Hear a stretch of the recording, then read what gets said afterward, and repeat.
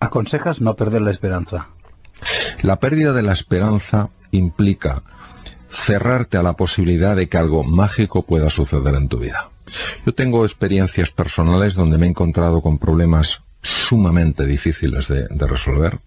He hecho todo lo que he podido a nivel consciente, he utilizado todo lo que sabía, todos los estudios que había tenido, toda la experiencia acumulada, y no he sido capaz de encontrar una salida. Y de repente, como de la nada, como si viniera de un lugar sorprendente, que está dentro de uno, pero que a veces le sorprende a uno mismo, te viene una solución que jamás se te había pasado por la cabeza. Cuando yo he revisado en qué momentos me ha pasado esto, en todos esos momentos jamás he tirado la toalla.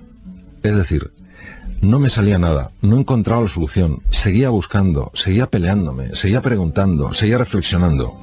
Y constantemente me encontraba con una emoción muy dura, que es la frustración. La frustración es que no consigues, por más que lo intentas, aquello que quieres. Y la sensación que yo tenía es que aquello era inútil, que aquello no servía para nada, que mañana sería igual que hoy, y que pasado mañana sería también igual que hoy, y que el futuro sería igual que hoy. Y sin embargo, el hecho de no desesperarme, el hecho de no tirar la toalla, a pesar de que parecía que todo estaba en contra, ha hecho que de forma súbita, sorprendente, inesperada, en los momentos más curiosos, me haya venido una solución verdaderamente rompedora, y que ha sido la única solución que podía resolver ese problema. ¿Y dónde está el inconsciente ahí?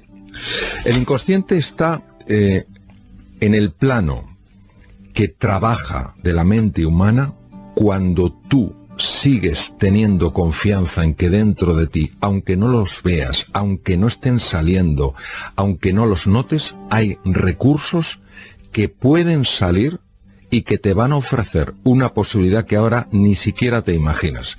Ese seguir creyendo cuando todo va en contra, ese seguir creyendo cuando parece que dentro de ti no hay nada capaz de resolver, capaz de ofrecer una opción, eso de alguna manera, no es el mecanismo, de alguna manera hace que el inconsciente siga y siga y siga trabajando. ¿Hasta qué punto es importante que haya personas que sigan creyendo en ti y te apoyen? Ese es uno de los mayores regalos que una persona puede tener. Está rodeada de otras personas que, aunque tú no estés mostrando ninguna evidencia de que puedes hacer frente a ese desafío, de que puedes hacer frente a esa enfermedad o esa situación de dificultad laboral, sigan creyendo que dentro de ti hay algo extraordinario. Que lo sigan creyendo no como un deseo bondadoso de ayudarte, animarte, sino que en su ser profundo sean conscientes de que dentro de ti, aunque todavía no se haya expresado, hay grandeza. Eso es importantísimo porque todos estamos muy, muy conectados. Y la pregunta es, ¿y qué ocurre cuando eso no existe? Pues cuando eso no existe, yo solo tengo una propuesta, que entiendo que no es una propuesta genial. La propuesta es que seas tú el doble de amigo de ti mismo. Cuando hablamos de esperanza, no estamos hablando de que las cosas salgan exactamente como yo quiero, porque eso genera muchísima ansiedad, ya que si las cosas no están saliendo como yo quiero, pues me pongo nervioso y me frustro, ¿no? La esperanza es el seguir creyendo que en medio de lo imposible puede surgir lo posible, porque es que eso hace que un ser humano pueda seguir manifestando capacidades, recursos, que si tira la toalla dejan de manifestarse. ¿Existen recetas o atajos para lograr cambiar vuestro estado de ánimo? Sí. Más que atajos o recetas, yo diría que referencias. Cuando se comprende cómo opera el estado de ánimo, se sabe que hay ciertas palancas que tienen una repercusión muy rápida en el estado de ánimo. El primero es el ejercicio físico. Se basa en que los estados de ánimo, el ánimo es el alma, tienen lógicamente una repercusión corporal, fisiológica. El ejercicio físico libera, voy a hablar solo de dos cosas porque hay otras cosas que libera, también muy interesantes, me llevaría tiempo, libera endorfinas y libera oxitocina. Las endorfinas producen una sensación de bienestar, lo cual es porque son opiáceos endógenos, produce una sensación de bienestar, lo cual es muy favorable en ese momento que la persona se siente anímicamente mal. Pero es que además la oxitocina, que es otra hormona que se libera con el ejercicio físico, bloquea los centros del miedo. Muchas veces nuestra angustia, nuestra desesperanza, nuestra ira no son más que una expresión con distintas caras del miedo. El segundo elemento o la segunda palanca para cambiar el estado de ánimo es la conversación. Hablar con alguien con quien tengas confianza, no pidiéndole que te solucione nada, sino sencillamente compartiendo tu sentir. En este caso también la base fisiológica, aunque es muy compleja, la base fisiológica tiene mucho que ver con la liberación de oxitocina. La oxitocina es una hormona de tremendos efectos beneficiosos. Siguiente elemento es cambiar la atención. La mejor forma de cambiar la atención es hacerse una pregunta. Por ejemplo, si uno cree que todo es una basura en su vida, la pregunta es, ¿hay algo en mi vida que tenga valor? Y a medida que empiece a buscar en otro lugar, se dará cuenta de que a lo mejor esa persona está sana. ¿Cuántas personas están enfermas? O se dará cuenta de que tiene alguien que les quiere. ¿Cuántas personas hay que no sienten que nadie les quiere? O que están en un país donde gozan de libertad. ¿Cuánta gente está en países que no gozan de libertad? Y así van cambiando el estado de ánimo. Otra forma es cambiando el tipo de palabras que usamos. Las palabras generan cambios en el estado de ánimo. Esto ha sido muy visto allí en la Universidad de Boston.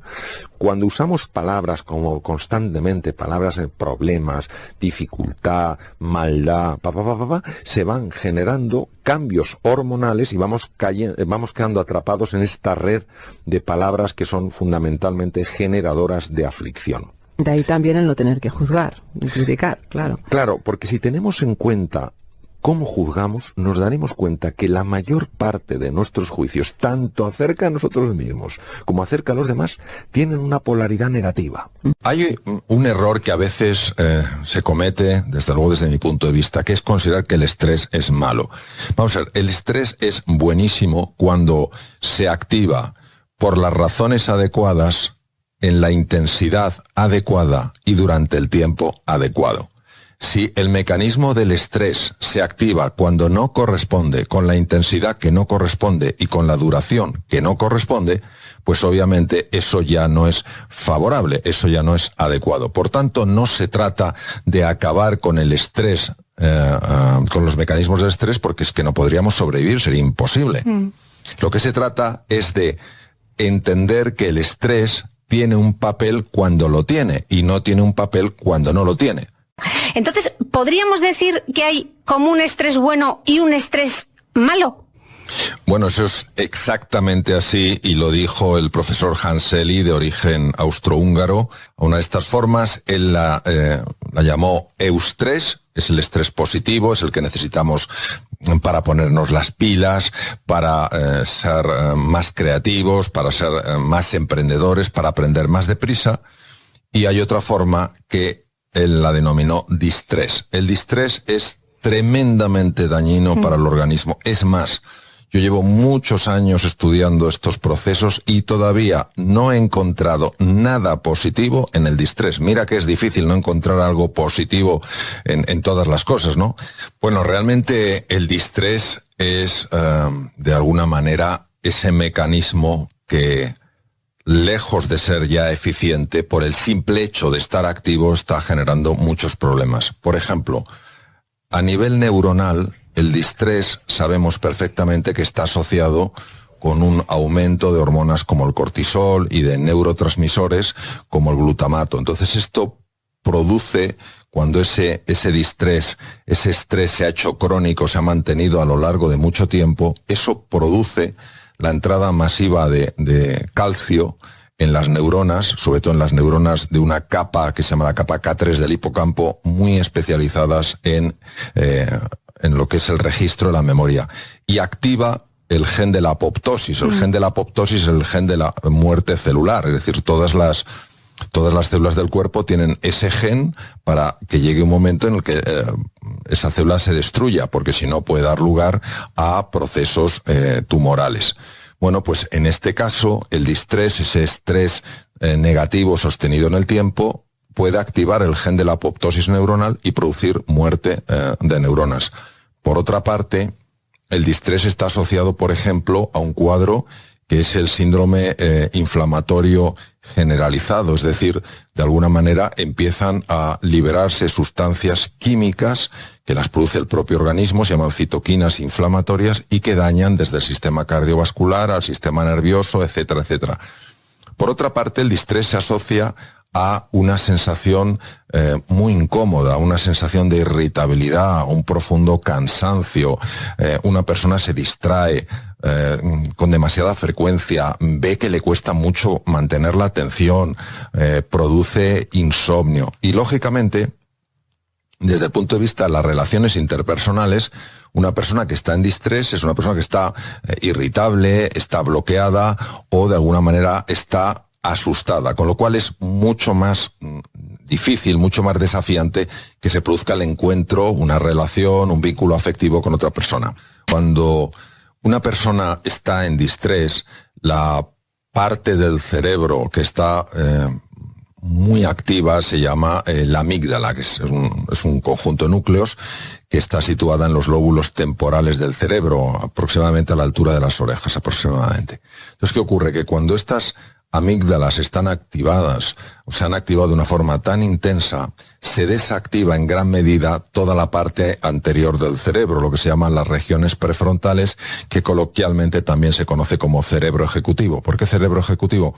Pues porque es lo que necesitamos para funcionar eficientemente en la vida, es decir, mi capacidad de estar atento a lo que pasa, mi capacidad de tomar buenas decisiones, de analizar las cosas con rigor, de ser más creativo, de ser más emprendedor, de posponer la recompensa y esforzarme para obtener un premio después. Mi capacidad de socializar está tremendamente influida por estas regiones anteriores del cerebro. Pues precisamente cuando una persona está en distrés, estas regiones reciben menos sangre, con lo cual la eficiencia baja. Es decir, una persona perfectamente capaz, perfectamente o de sobra inteligente, se ahoga en un vaso de agua, porque lo que está viviendo no es que eso sea un vaso de agua, es que es un océano. En el libro tú hablas fundamentalmente de dos tipos de estrés que me gustaría que nos los explicases. Hablas de un estrés que se llama el homeostático y otro que es el alostático.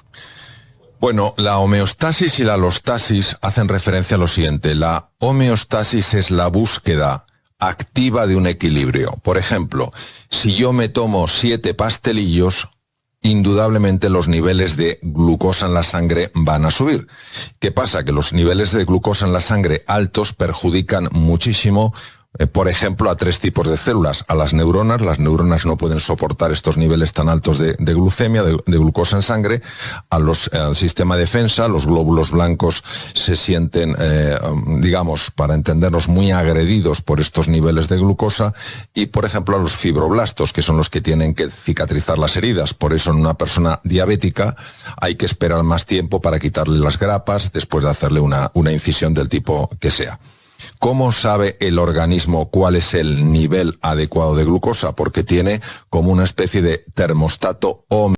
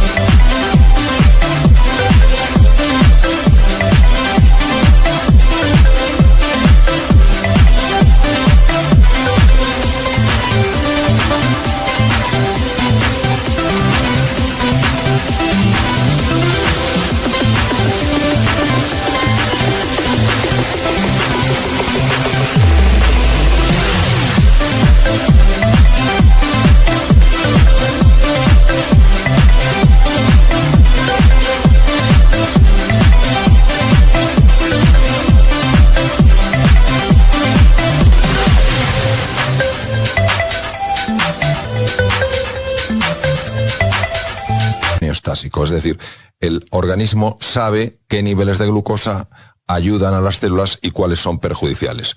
Cuando yo me tomo los 7 pastelillos, inmediatamente empieza a subir el nivel de glucosa y el organismo pone en marcha estos mecanismos para que la glucosa en sangre se reduzca. ¿Cómo lo hace? Convirtiendo esa glucosa en grasa. Se activa la producción de insulina y la insulina obliga a las células grasas a aceptar ese azúcar excesivo que se convierte en triglicéridos que queda almacenado en la célula grasa. ¿Qué es el mecanismo alostático? El mecanismo alostático es un mecanismo en el cual ya la homeostasis no es suficiente, es decir, la persona tiene que evolucionar a un nivel diferente de homeostasis y esto se llama alostasis. ¿Qué relación tiene con el estrés? El problema de la alostasis con el estrés es el siguiente. Los seres humanos podemos recuperarnos muy bien de episodios cortos de estrés. No suele haber problemas, salvo que una persona tenga una patología de base, por ejemplo, una cardiopatía, una enfermedad cardíaca de base. El problema es que cuando las situaciones de estrés son muy habituales, muy frecuentes y no hay episodios de recuperación, episodios de renovación del organismo, se acumula esto que se llama carga alostática, es decir, de alguna manera el organismo no consigue